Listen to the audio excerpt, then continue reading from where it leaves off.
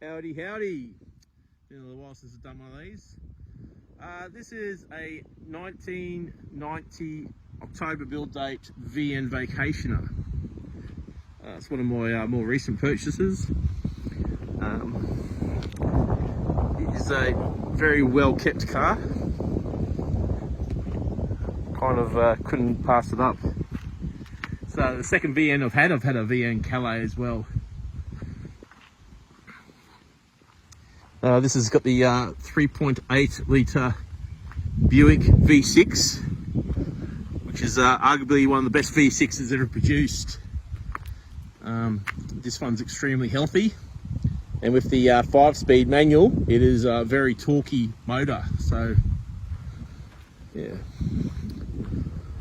In the V6, it's a bit up the spec from the standard SL, or executive. One of the more common things about them is, in fact, the interior is the same material as the SS's. The only difference is they get grey piping for the Vacationer and they get red piping for the SS.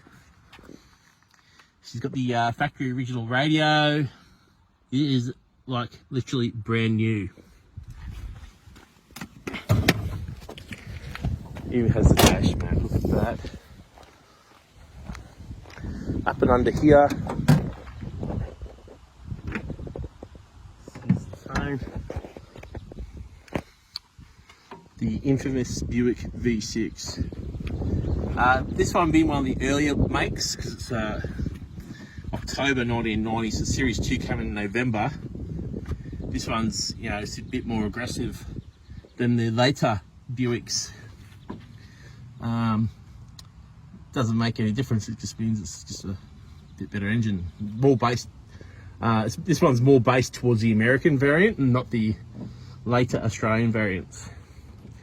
The main difference here is that the cooling pipes go to the back instead of the front, and the later models have a restrictor in the intake just there, which makes it a bit more smoother.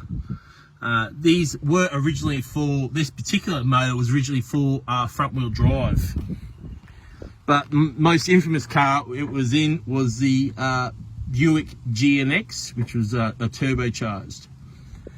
So a lot of fellas do turbocharge these cars, and they're actually turned out to be a lot better than the V8s of the era.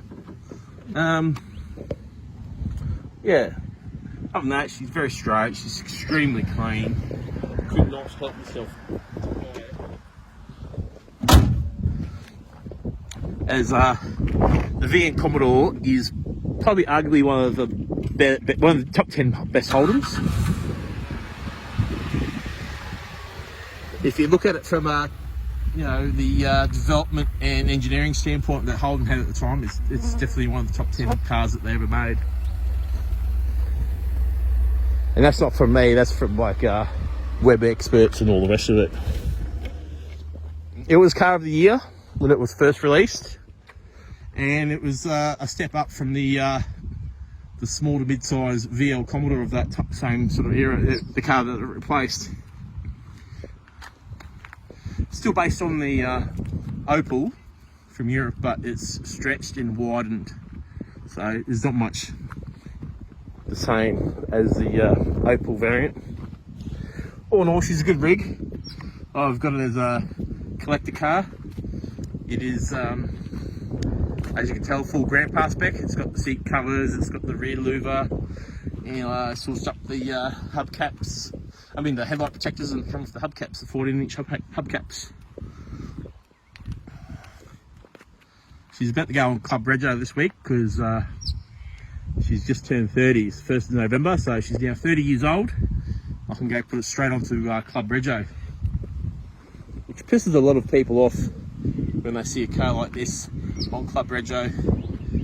But this is definitely a future classic and a collectible car because A, she's a 5-seater, and B, it's air conditioned and she's got a bit of performance. So for, you know, somebody who's a car enthusiast and wants to take the family, ideal rocket.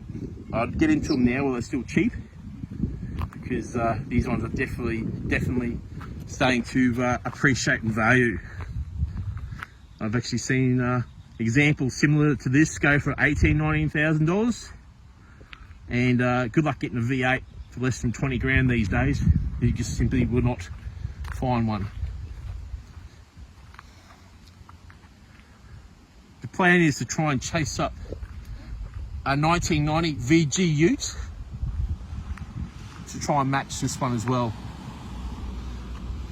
because having a Ute on Club Rego would be kind of handy.